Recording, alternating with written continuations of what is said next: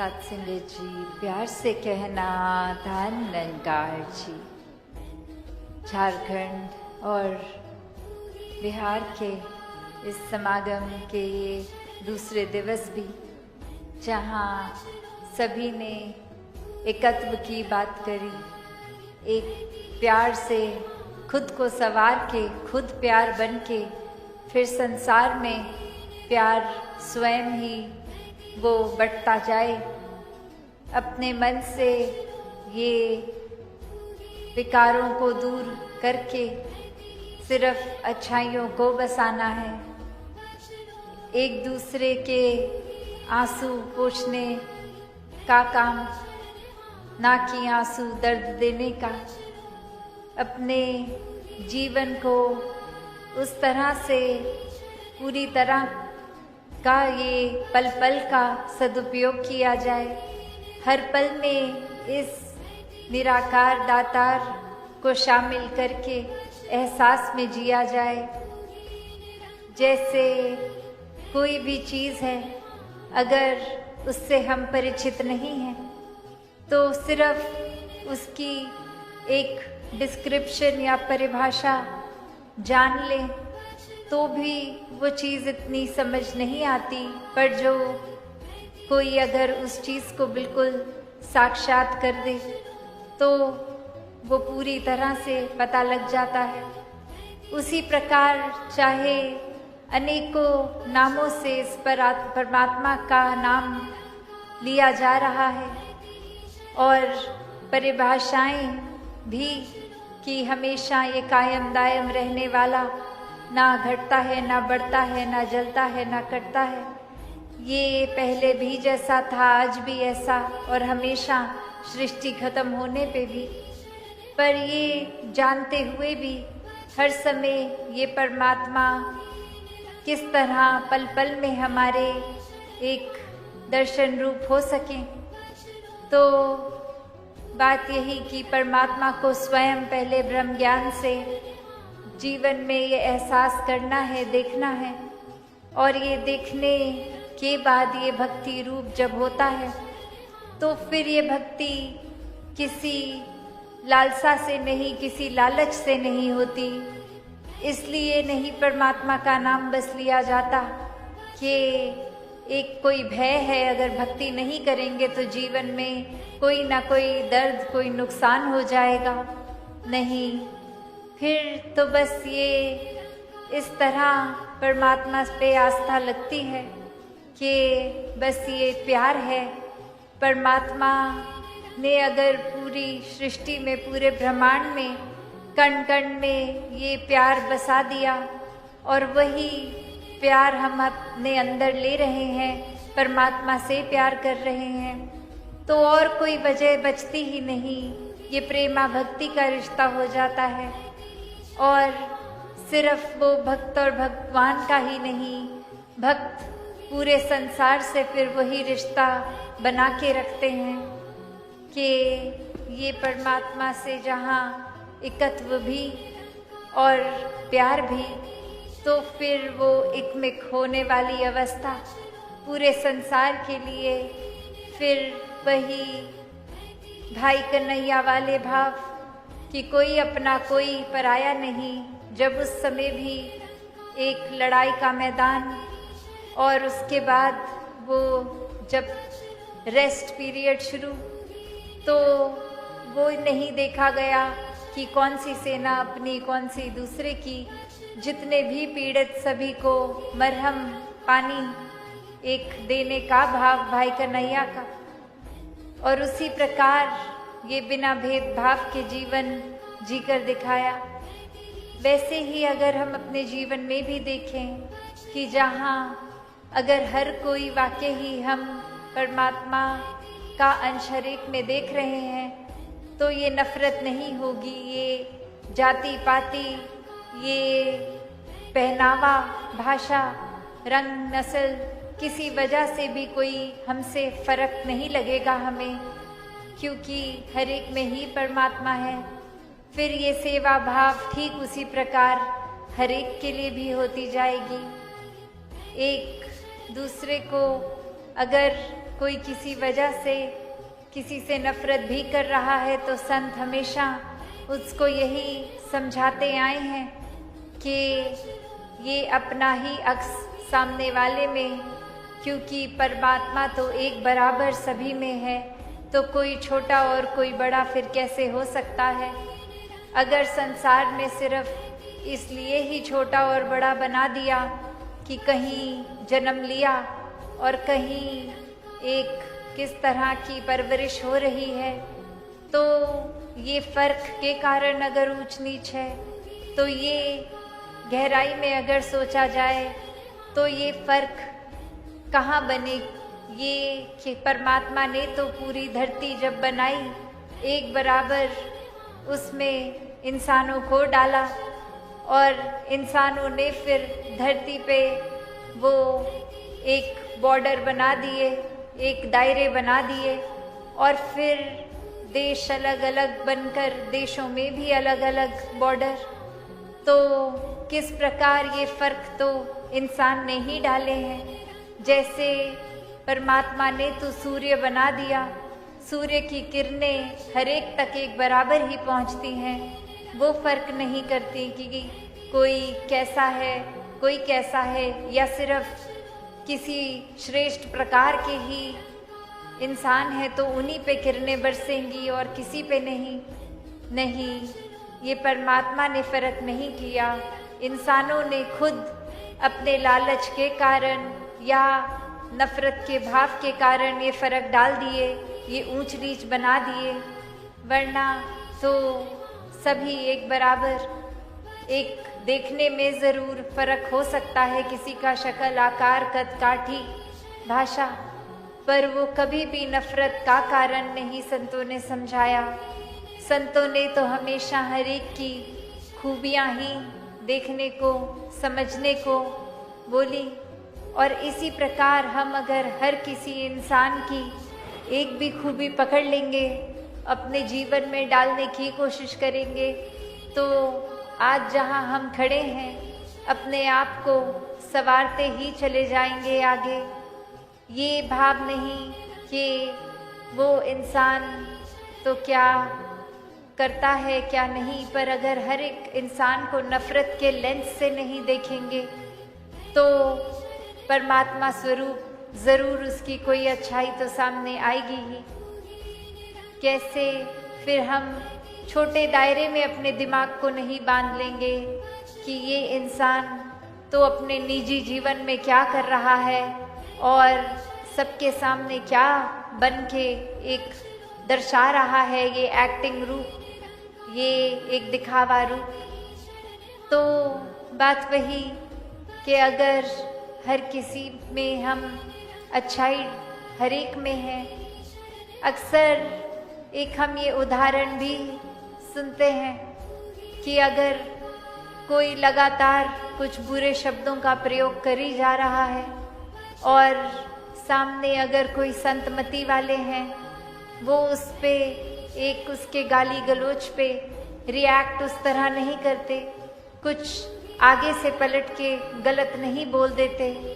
ये ऐसा क्यों, ये फ़र्क क्यों संतों के अंदर? उनको भी अगर किसी ने, वरना दुनिया में तो कह देते हैं किसी ने हमें एक सुनाई तो हमने 4 सुना दी, पर संत तो ऐसा नहीं करते। कारण बस यही कि किसी ने अगर कुछ कहा भी तो परमात्मा का एहसास करके एक नियत सिर्फ यही कि अगर किसी ने कुछ चोट पहुंचाने वाले शब्द कहे तो हमें अगर वो चुभे भी, तो अगर हम भी उसको उसी तरह से उसके साथ व्यवहार रखेंगे तो उसको भी तो चोट पहुंचेगी।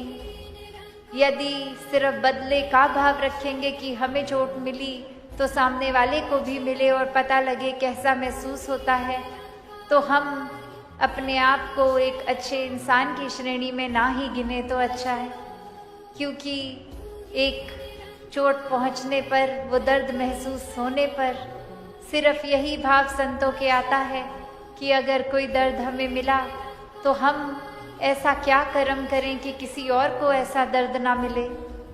ये भाव होते हैं कि अगर किस तरह दूसरों के जीवन से कांटे हम हटा सकें, सिर्फ एक आराम दे सकें। कैसे हमें अगर कुछ अपशब्द बोल रहा है, कोई बुरे शब्द, कठोर शब्द बोल रहा है, तो उसको भी किस तरह प्यार से उसके साथ एक डील किया जाए। वरना तो बहुत ही आसान है कि ये बदले के भाव या फिर ये अपना स्कोर सेटल करने की जो बात होती है, ये एक हिसाब किताब। पर वहीं देखें तो परमात्मा ने कौन सा हमारे साथ हिसाब किताब किया है। परमात्मा ने प्यार किया और यही प्यार का रिश्ता, यही उम्मीद हमसे भी। तो अगर हम भी ये गिनने बैठ जाएं तो कहाँ तक गिनेंगे कि इस दातार ने हमें क्या दिया। एक पूरे दिन तो छोड़ें, एक पूरे घंटे में भी अगर सोचें तो परमात्मा ने ये श्वास बख्शे, ये आराम बख्शा, एक शक्ति उस तरह से एक समर्था बख्शी, चाहे शारीरिक रूप हो या वो एक कंफर्ट लेवल घर का, परिवार का, कामकाज का इत्यादि। तो हम अगर सोचें कि हम अगर वापस दे रहे हैं परमात्मा को, तो वो किस हिसाब में हम क्या ही वापस देंगे। तो बस यही भाव मन में रखें कि ये जो परमात्मा ने ये इतने इंसान को भी ये फरिश्ता रूप बनाया है, तो हर एक का उस आदर सत्कार करें। ये नर पूजा, ये नारायण पूजा के समान वाली बात कि ये सेवा भाव है मन में, तो इंसानों के एक ये सेवा करते हुए वही भाव कि हम वो कोई जैसे पूजा के समय मन में भाव होते हैं, एक आराधना करने समय ये जो सत्कार के परमात्मा के प्रति भाव होते हैं, ऐसे ही पूरे संसार के मनुष्यों के लिए जब आ जाएं तो वाकई ही एक असली इंसान की श्रेणी में हैं, परमात्मा के एहसास में रह रहे हैं, तो इंसान कहलाने लायक हैं। ये इंसानियत अगर रखनी है और हर समय के लिए रखनी है, तो ये रूहान, ये शक्ति, ये दातार, ये निराकार परमात्मा, जिस नाम से भी बुलाएं, एक इसके ही रंग में रंगेंगे तो वाकई ही इंसानियत रहेगी। तो कैसे संतों ने चाहे सबको आराम दिया और अपने जीवन में भी बहुत सहज रूप में इंसानियत को आराम के साथ एक अकोमोडेट किया कि जहाँ खुद का जीवन चाहे पीड़ा में भी, दर्द में भी किसी वजह से है, दूसरों को किस तरह से बढ़ चढ़ के एक सेवा भाव से उनके प्रति समर्पित हुआ जाए। ऐसे भाव रखे, ना कि कोई ईर्ष्या रखी कि जिस तरह का हमारा रहना सहना है दूसरे का हमसे बेहतर कैसे है। नहीं, संतों ने तो ये भी शुक्र मनाया कि पड़ोसी आराम में है, और ये भी शुक्र मनाया कि अगर हमारे हिस्से जैसा भी दातार ने दिया और यही हमारे लिए बेहतर है। और ये निरंकार ने तो कभी भी मेहनत करने से मनाही तो की नहीं है। हर एक के अंदर एक अगर इच्छा है ये एक अपने जीवन को किस तरह और बेहतर जिया जाए, तो वो अगर नीयत सही है तो वो इच्छा भी मुबारक है कि किस तरह अपने सपनों को एक उन पर कायम रहकर उनको हकीकत बनाएं। और संतों ने फिर कभी भी उस तरह का भी जीवन जीने के लिए नहीं कहा कि अगर कोई चीज़ बहुत ज़्यादा हासिल करना चाह रहे हैं और नहीं हो रही तो इतना ही ज़्यादा हताश हो जाएं कि बिल्कुल खुद को अंदर से तोड़ ही लें। नहीं, ये तो यूं भी वाह और त्यों भी वाह वाले भार कि जो मिला उसमें ही खुश। कुछ करना चाह रहे थे, कोशिश भी करी, फिर भी नहीं मिला तो इसमें ही बेहतरी है। शायद वो चीज़ अगर मिल भी जाती तो हमारे लिए नुकसान का ही कारण बनती, इसलिए परमात्मा ने पहले ही रोक लिया उस चीज़ को हमारे जीवन में आने से। तो भक्तों ने हमेशा से एक आगे हमेशा एक पॉजिटिव होके ही जीना सिखाया है। हर पल में शुक्राना भाव लाने को कहा, वरना शिकायतें करने के लिए तो बहुत ही कारण हैं। कोई चीज़ बिल्कुल ठीक भी हो, जैसे किसी को अगर चांद भी ला के दे देंगे तो वो नुक्स यही निकालेगा कि चांद में भी दाग हैं, उस चीज़ में भी शुक्र नहीं होगा। तो कारण तो कोई भी बन सकता है नाशुक्रा होने का, और गहराई में देखा जाए तो हर एक कारण है शुक्राना भाव होने का, जो अक्सर हम अपने जीवन में परमात्मा के प्रति या संसार के प्रति कितना ही होते हैं। वरना देखा जाए तो ज़्यादा एक शिकवे, ये कंप्लेंट्स ही चलती हैं, ये ठीक नहीं, वो ठीक नहीं, उसको ऐसे नहीं ऐसे होना चाहिए, ये इंसान ने ऐसे कैसे कह दिया, वो ऐसा नहीं ऐसा कहना चाहिए। पर वहीं अगर हम देखें तो अनगिनत कारण हैं कि शुक्र है, जैसा है वैसा तो है, वरना इससे भी बुरा हो सकता था। शुक्र है परमात्मा का। तो हर भाव में शुक्राना हो जब, तो जीवन बहुत ही सहज हो जाता है। वरना हम खुद ही अपनी राह में दीवार बन जाते हैं, खुद ही अपने जीवन को और कठिनाइयों से भर देते हैं। क्योंकि अगर बात वही कि अगर कोई कश्ती में है, पानी में है और तूफान आ रहा है, लहर उसी तरह वो कश्ती में दोनों इंसान को उतना ही हिला डुला रही हैं। एक तो यही शुक्राना कर सकता है और दूसरा ये कंप्लेन कि क्यों आ रही है तूफान, ऐसा क्यों कर रहा है परमात्मा हमारे साथ। और वहीं दूसरे इंसान ने इसका भी शुक्राना किया कि चलो भले तूफान आ रहा है पर कश्ती तो दी कि हम एक छोर तक चल पा रहे हैं, चाहे मेहनत लग रही है, स्ट्रगल लग रही है। शुक्र है कि एक बिल्कुल ही ऐसी हालत नहीं है। तो बात वही कि एक ही सिचुएशन में, एक ही परिस्थिति में दो अलग तरह से एक ये व्यवहार रूप, एक सोच रूप। तो बात वही कि संतों के लिए भी वही परिस्थिति है और जो परमात्मा से बेमुख हैं उनके लिए भी वही परिस्थिति है। फिर भी ये संतोधन जो है, ये शुक्राना भाव, संतोष, ये मन में शीतलता, सहजता जीवन में, ये सिर्फ और सिर्फ इस ब्रह्म ज्ञान द्वारा, ये परमात्मा की प्राप्ति, परमात्मा के एहसास द्वारा है।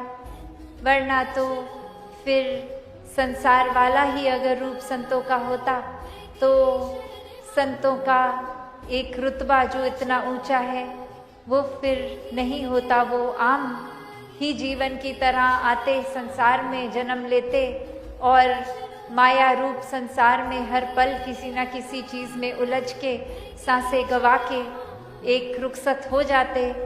ना वो मोक्ष मुक्ति की बात आती, ना फिर और कोई वो जीते जी एक अपने मन में वो शांति महसूस कर सकते। फिर तो यही आया जाए का ये शरीर रूप या आत्मा का बदलते ही रहना, फिर यही रह जाता। पर कैसे ये एक एहसास ही कि परमात्मा अंग संग है, तो फिर ये जीते जी ही मुक्ति और जीवन के बाद भी ये मुक्ति। फिर ये आत्मा को पता है कि शरीर चाहे एक के बाद एक बदलने पड़े, पर असली एक आइडेंटिटी क्या है, अस्तित्व क्या है, तो ये परमात्मा के साथ इस आत्मा का मिलन जो जीते जी इस मानुष तन में हो। और जब ये हो जाता है, ये प्यार का नाता जुड़ जाता है, फिर तो आनंद ही है। हर परिस्थिति में एक समझ है कि ये आई है अगर दुख की भी घड़ी तो ये चली भी जाएगी। और कैसे ये निर्लेप रूप इस आत्मा पे चीज़ों का फिर उस तरह प्रभाव नहीं पड़ता एक जीते जी भी परिस्थितियों का प्रभाव इस तरह नहीं पड़ता, तो एक रस ही रहते हैं संत। ऐसा ही जीवन हम सबका ये ब्रह्म ज्ञान द्वारा होना संभव। बस बात ये कि हम अपने मन में इस ब्रह्म ज्ञान, इस निराकार को कितना टिका रहे हैं। वरना तो ब्रह्म ज्ञान लेकर भी अगर जीवन उस तरह का नहीं बना सके तो फिर परमात्मा होते हुए भी जीवन में नहीं है। फिर तो वही बात हो गई कि अगर हम खुद ही रोशनी होते हुए अपनी आँखों को बंद कर रहे हैं तो यही बात कि हमारे लिए तो अंधकार ही है, चाहे आसपास फिर रोशनी ही रोशनी क्यों ना हो। तो परमात्मा हर पल में है, बस ये एहसास बनाए रखना ये हमारी जिम्मेवारी।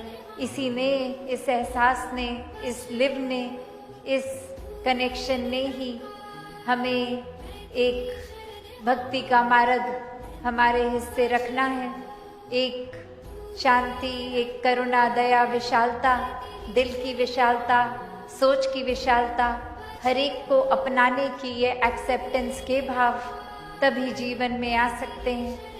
तो यही अरदास हर किसी के हिस्से ये ब्रह्म ज्ञान की दात आए और ये टिके, जीवन अपना ब्रह्म ज्ञान के ऊपर चला के हर समय इस परमात्मा के दर्शन होते ही रहें। ये निराकार रूप भी परमात्मा का, तो फिर भी ये दर्शन करना संभव, क्योंकि ये एहसास है और यही एहसास हर पल हर एक में रहे।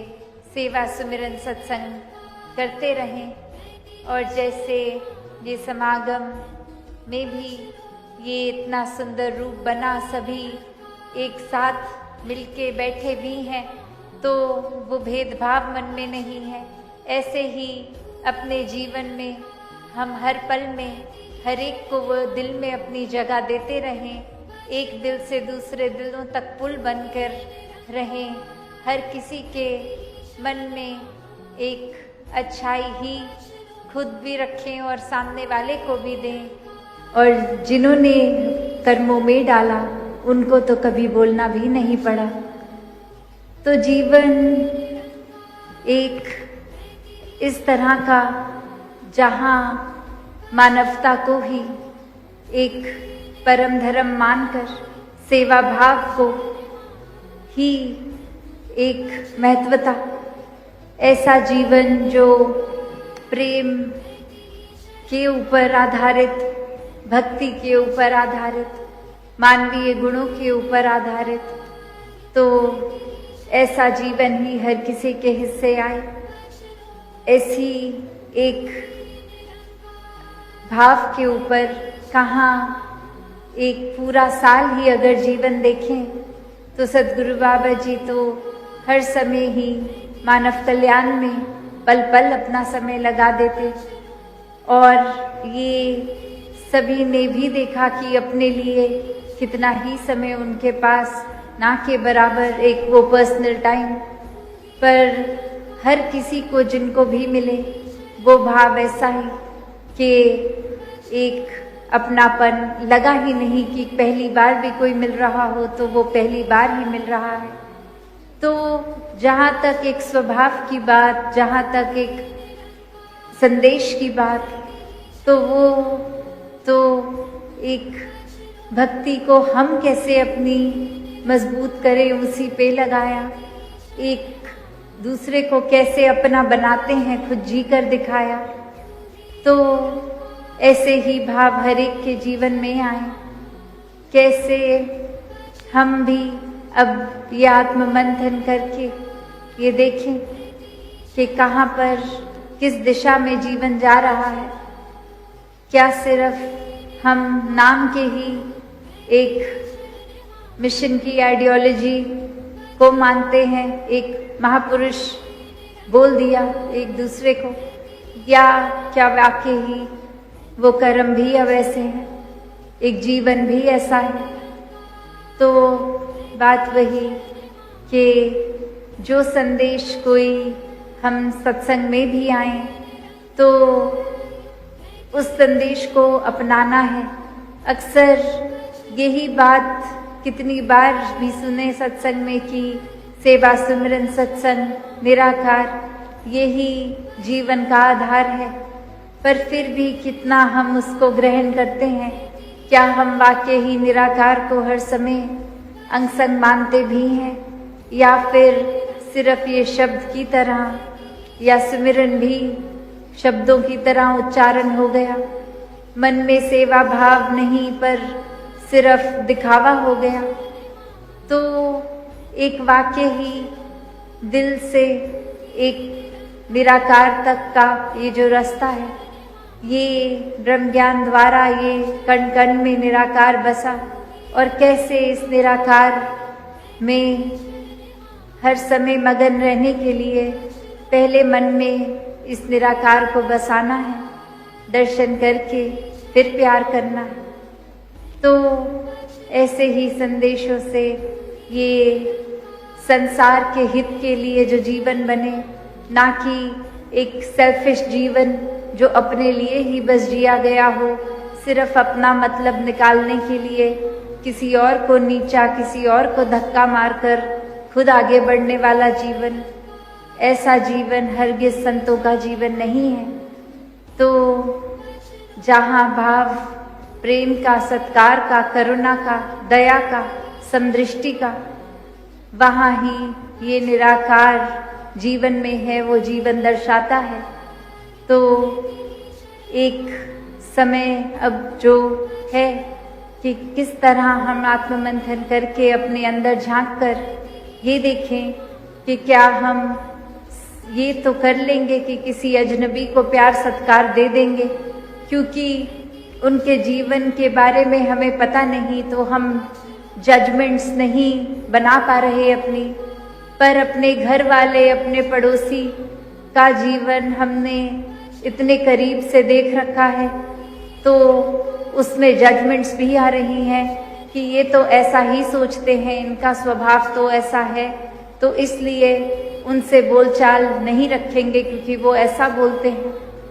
तो यहाँ तो फिर अपने आप से, अपने घर परिवार, एक करीबी को छोड़ के अगर हम किसी अजनबी के प्रति प्यार सत्कार कर भी रहे हैं, तो वो करना तो बहुत ही आसान है। पर बात वही कि हर संत ने ये समझाया कि अगर वाकई ही प्यार करना है, तो जिस इंसान के लिए मन में नफरत के भाव हैं, शुरुआत वहाँ से करनी है। उसी इंसान को भले प्यार कर लो तो पूरी संसार से प्यार हो जाएगा। तो ऐसा भाव कि कोई हमारे लिए कैसे भी भाव रखे, हमें ये निराकार को हर समय हाजिर नाजिर मानकर अपने अंदर दूसरे के प्रति भाव को शुद्ध रखना है। प्यार से एक रखकर रिश्ता भी, एक अगर रिश्ता नहीं भी तो वो एमिकेबली एक ये वो उस नोट पे ख़त्म करने की अक्सर बात जहाँ आती है, तो भी एक मन से आदर सत्कार का ही एक व्यवहार रहे। तो बात वही कि अपने जीवन में हर कोई मानवीय गुणों से युक्त हो, ऐसा ही जीवन जीने के लिए मानव तन मिला है। और जहाँ ये अनाउंसमेंट भी सुनी हमने कि कल वो जो बिल्डिंग रूप हॉस्पिटल का भी, और कैसे ये एक फंक्शनैलिटी तो ये आने वाले समय में और होगी, पर अभी जो वही भाव जो बाबा जी के मन में हमेशा हर एक के लिए कि ये आत्मा जहाँ परमात्मा से मिलके अपनी पीड़ा को समाप्त कर चुकी है, वहीं ये तन की भी पीड़ा का ये चिकित्सा रूप हर एक के हिस्से उस तरह एक सेवा भाव से पहुँचे।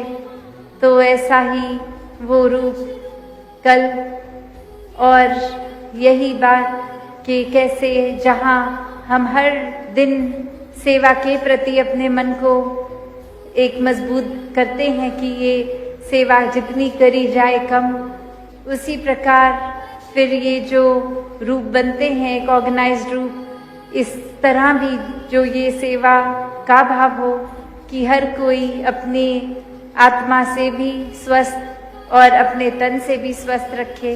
ये तन मन धन जब पहले प्रण में ही ये निराकार को अर्पण कर दिया है, ये परमात्मा द्वारा दिया ही, और इसी में एक ये विचरण हो रहा है, तो कैसे वो स्वस्थ रहना भी है। तभी एक ये सोशल रूप में भी, चाहे प्रोजेक्ट अमृत हो रहा है, चाहे सफाइयाँ हो रही हैं, ये कोई भी रूप, ये प्रदूषण का भी, ये मन में बाहर हर तरफ ना हो, ये एक स्वच्छता का ही, एक शीतलता का, एक स्वच्छ रूप का रहे।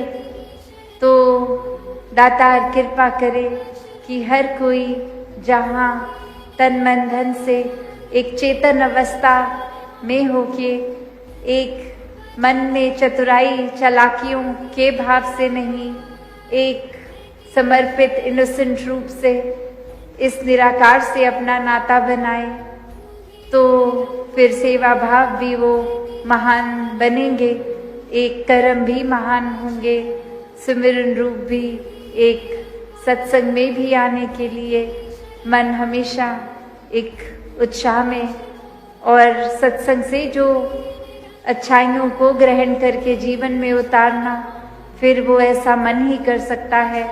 वरना तो अपनी सहूलत से सत्संग में भी मैसेज को छटाई कर लेते हैं कि उस महात्मा ने ये बोला था, ये पहली लाइन तो हम मान लेते हैं, पर जो दूसरी लाइन कही वो हम नहीं मानेंगे क्योंकि उसमें हमारी कन्वीनियंस नहीं है।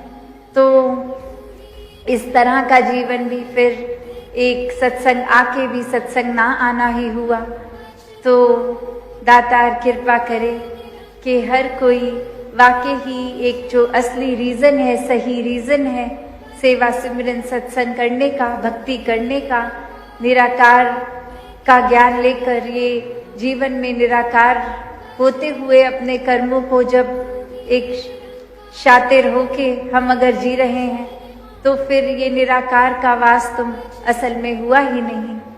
तो हर कोई एक भाव जहाँ चेतनता का भी, वहाँ भोलेपन का भी बना के रखें, तभी ये भक्ति परवान होती है। तो दातार कृपा करे हर कोई भक्ति में जीवन जीतकर सिर्फ बोल रूप से ही एक मिशन के साथ नहीं, पर कर्म रूप से आगे प्रचार करें। दातार सभी पे कृपा करें। सात संगत जी, धन निरंकार जी। सात संगत जी, जिंदगी में अगर खुश रहना है तो गुरु की इन बातों को जरूर याद रखें। खुश रहने के मूल मंत्र सात संगत जी, चलिए कौन से मंत्र है जानते हैं इस विचार के माध्यम से। आसह प्रवान करें और ध्यान से सुने। सात संगत जी, नया दिन है, चलो कोई नई बात करो। कल बेस खा रहे थे, पर आज नई शुरुआत करो। मदद एक ऐसी घटना है जिसे करो तो लोग भूल जाते और ना करो तो लोग हमेशा याद रखते हैं। जिंदगी का सफर भी अजीब है, बिना कुछ लिए हर चीज के लिए लड़ते और अंत में सब कुछ छोड़कर चले जाते हैं।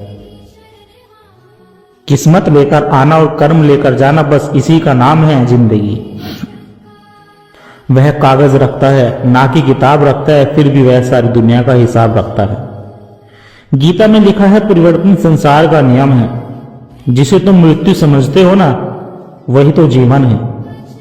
एक क्षण में तुम करोड़ों के स्वामी बन जाते हो और दूसरे ही क्षण तुम दरिद्र हो जाते हो। मेरा तेरा छोटा बड़ा अपना पराया सब छोड़ दो, फिर सब तुम्हारे हैं और तुम सबके हो।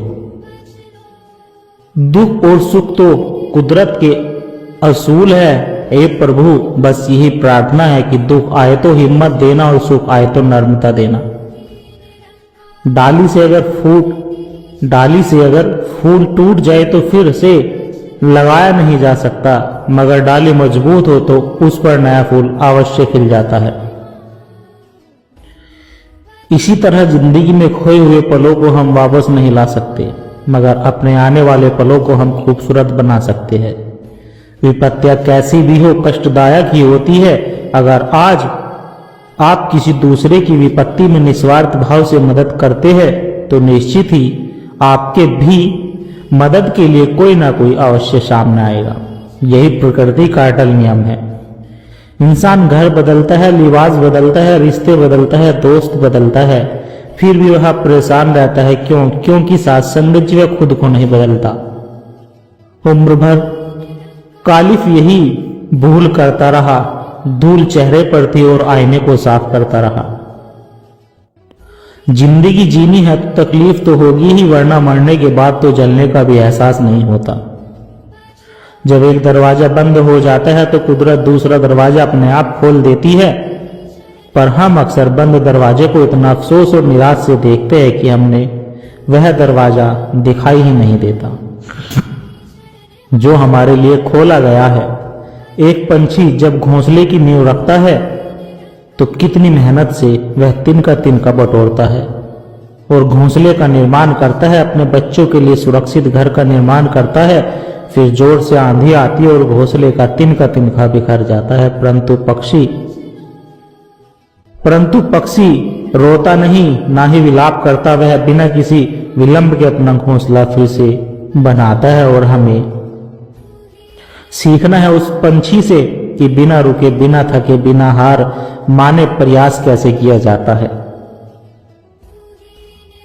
तब तक जब तक आप सफल ना हो।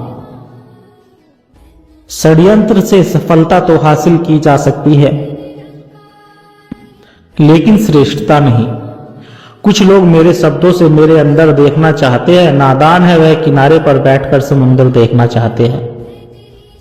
गुस्से की अगर ज्यादा चल नहीं सकती, मौत की घड़ी कभी टल नहीं सकती। लूट कर दौलत भले ही जमा कर लो, पर बाप की कमाई कभी फल नहीं सकती।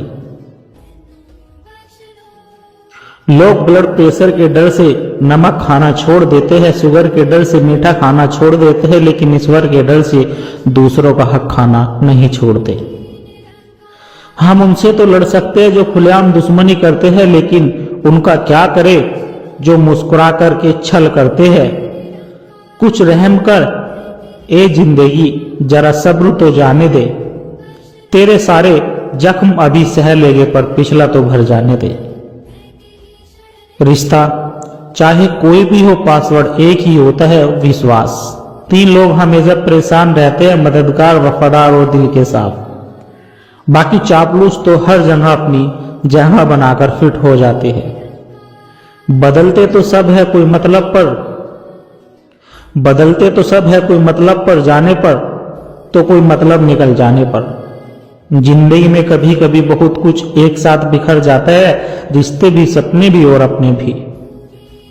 मुसीबत आए तो यह मत सोचना कि वह कौन काम आएगा, बल्कि यह सोचना कि अब कौन छोड़कर जाएगा। खुद पर हो विश्वास और कर्म पर हो आस्था, फिर कितनी भी हो मुश्किलें मिल ही जाता है रास्ता। वक्त उतना नहीं देना चाहिए किसी को जितना जरूरी हो, वरना ना आपकी कदर होगी, ना आपके वक्त की कदर होगी। खाना हो या मोहब्बत, किसी को ज्यादा दे दोगे तो वह अधूरा छोड़कर चला जाएगा। कुदरत का नियम है, इंसान को शक्ति पहले दी जाती है और समस्या बाद में। समाधान हमेशा मौजूद होते हैं। शांत मन से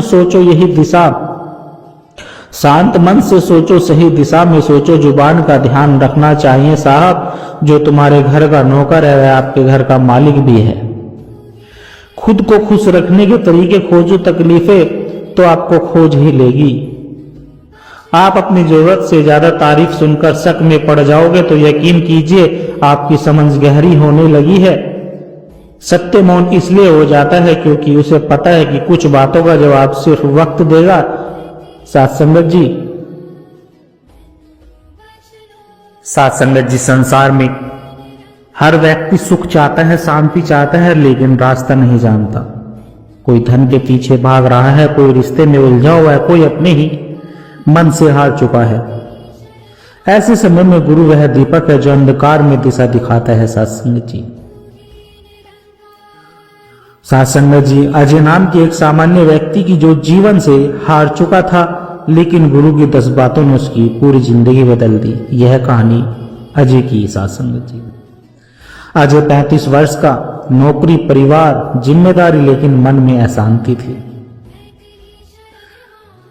गुरुजी सरल, शांत, करुणामय, बिना दिखावे के सच्चे मार्गदर्शक थे।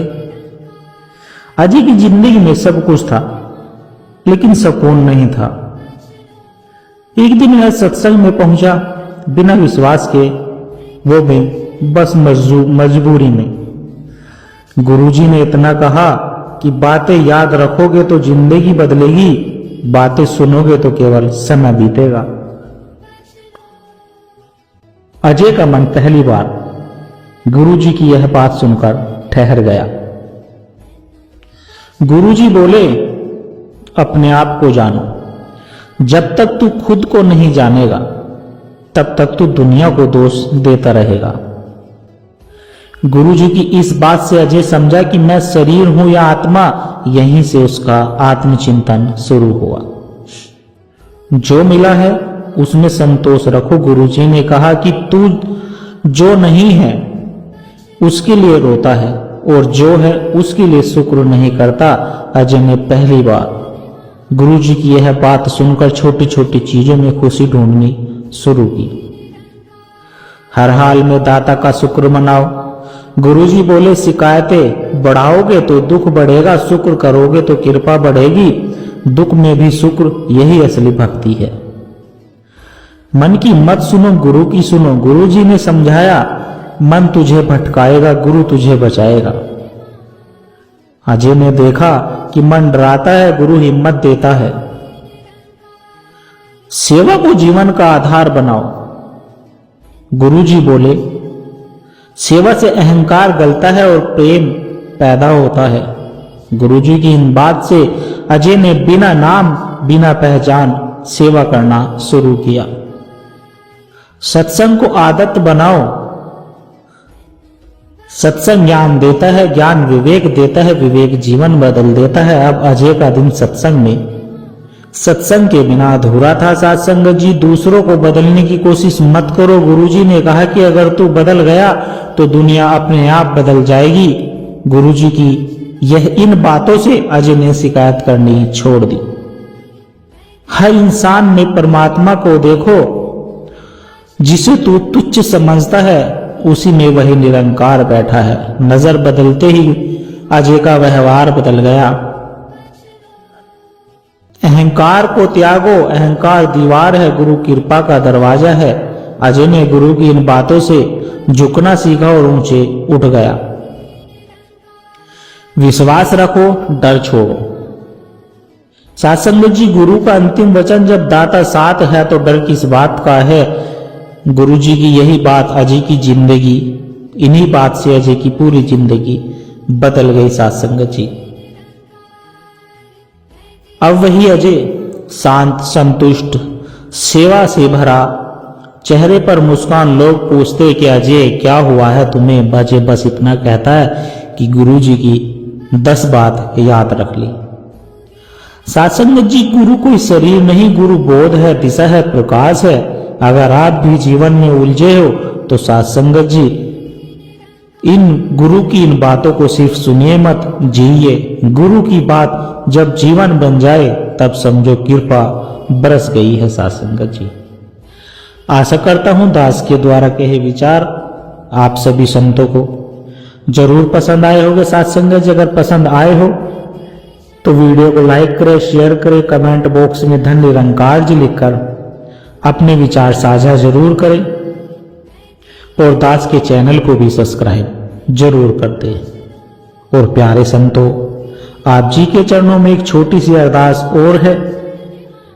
अगर इन विचारों ने आपके दिल को छुआ है, अगर आपको इन विचार से आत्मिक शांति का एक कण भी महसूस हुआ है, तो इस ज्ञान के प्रसाद को, इन विचारों को केवल अपने तक सीमित ना रखे।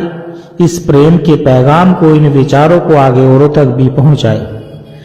क्योंकि साथ संगत जी, एक दिए से ही दूसरा दिया जलता है। जब हम इस सत्य की आवाज को रूहों तक पहुंचाने का माध्यम बनते हैं तो यह भी निरंकार की एक बहुत सुंदर सेवा ही है। और इस ज्ञान की धारा से सद्गुरु के इन विचारों से निरंतर जुड़े रहने के लिए आप हमारे इस सत्संग के डिजिटल परिवार का हिस्सा बन सकते हैं, ताकि जब भी कोई नए विचार साझा हो साथ संगत जी वह आप तक सहज ही पहुंच जाए और हमें एक दूसरे के विश्वास से बल मिलता रहे।